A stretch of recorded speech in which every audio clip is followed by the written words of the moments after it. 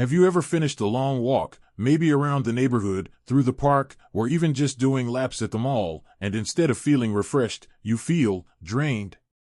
Not just tired in the usual way, but like your body is telling you, hey, that was too much. If you've noticed this happening more often lately, you're not alone.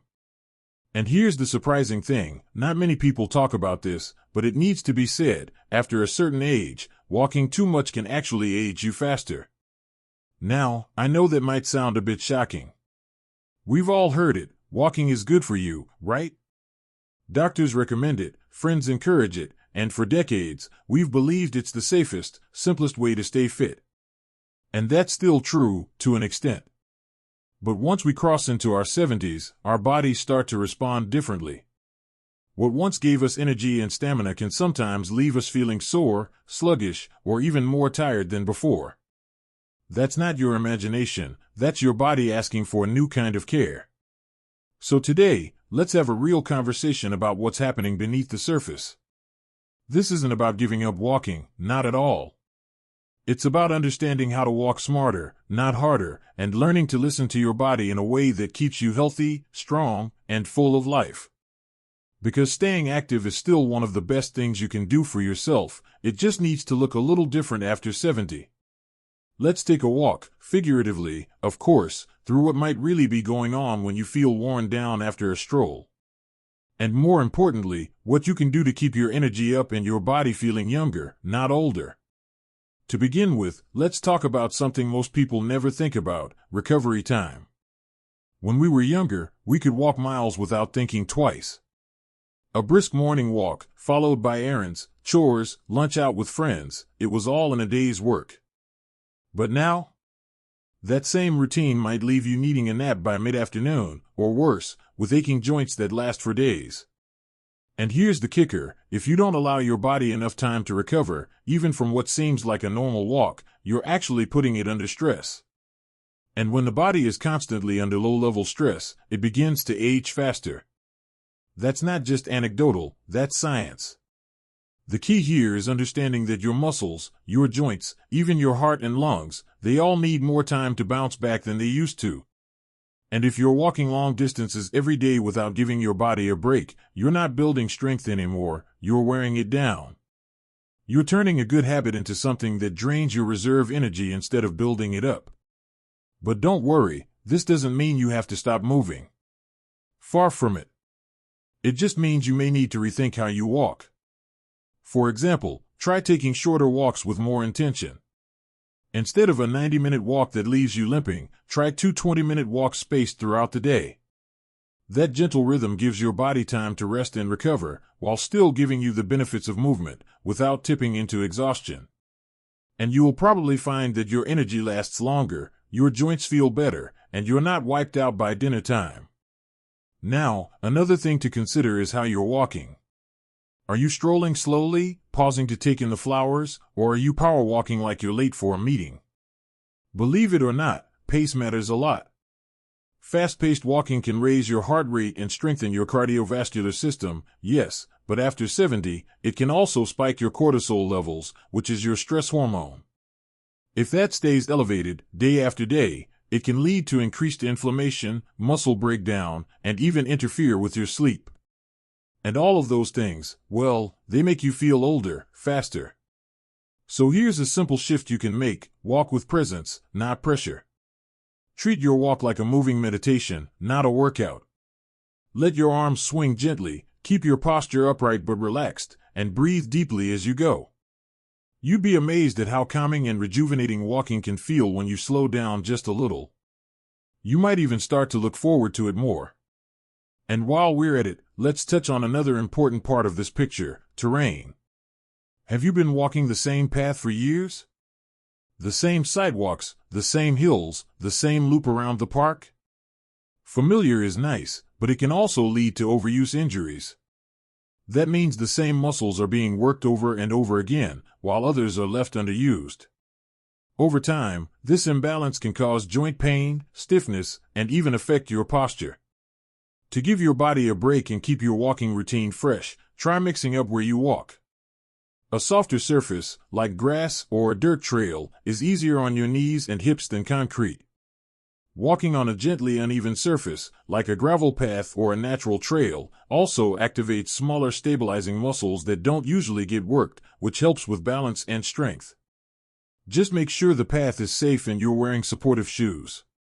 Your body will thank you for the variety, and your brain will too. It keeps things interesting and gives your mind something new to engage with. Now, before we move forward, let me say this: you are doing a wonderful thing by choosing to stay active.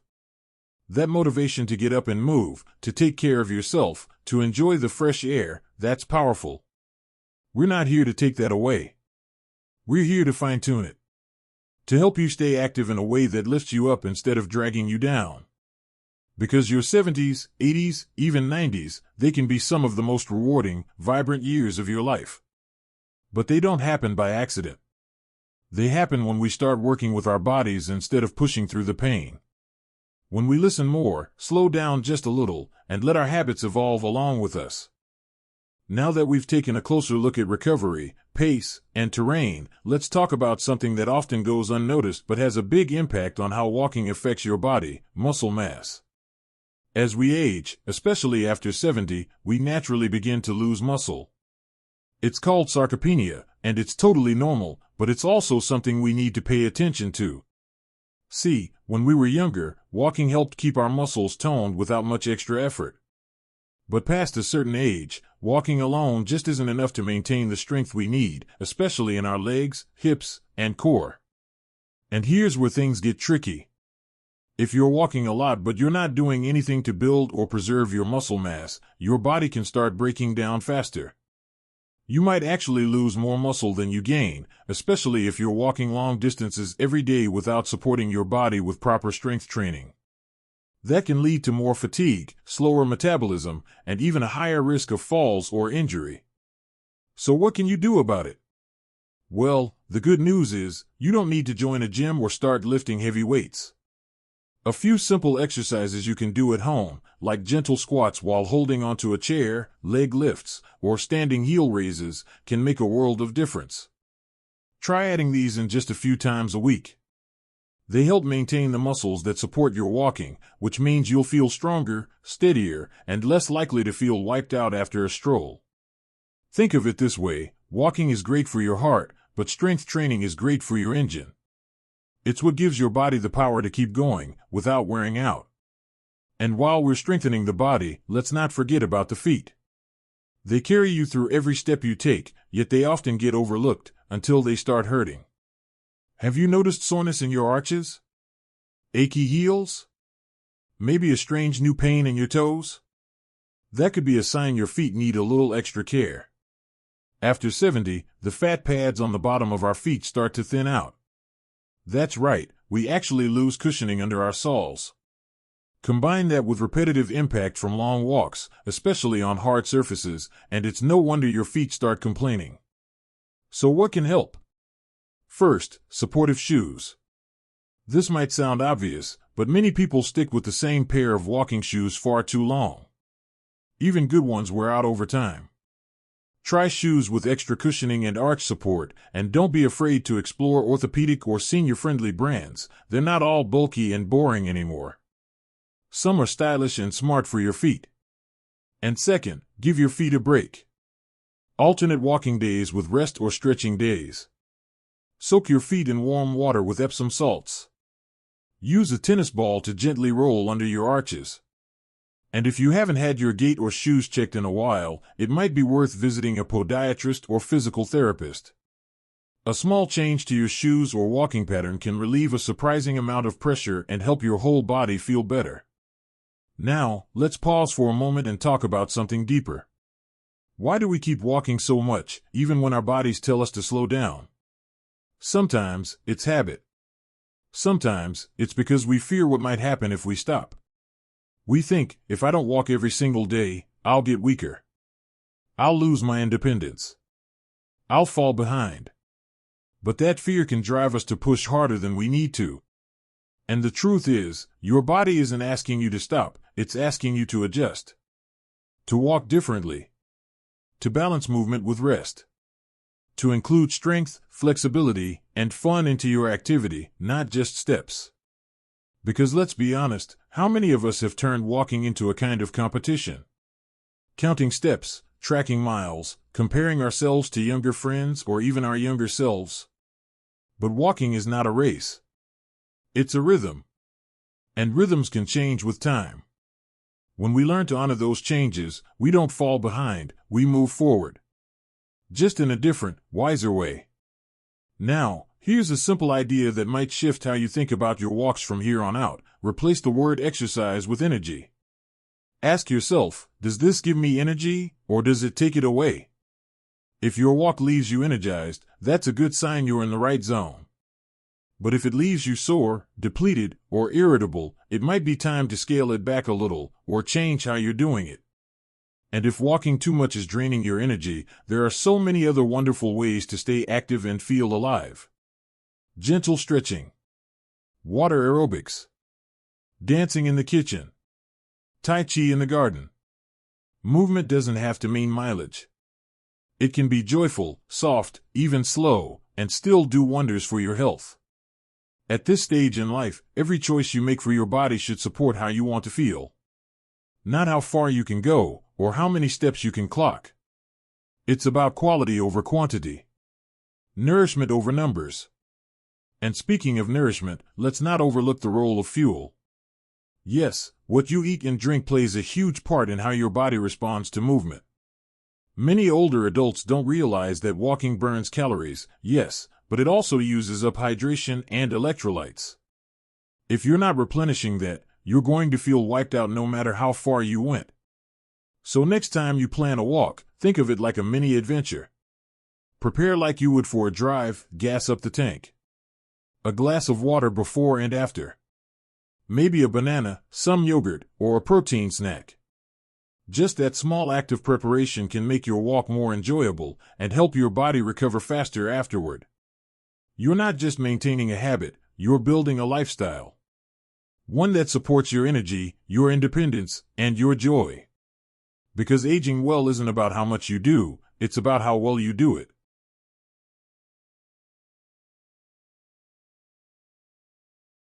Let's take a breath together for a moment.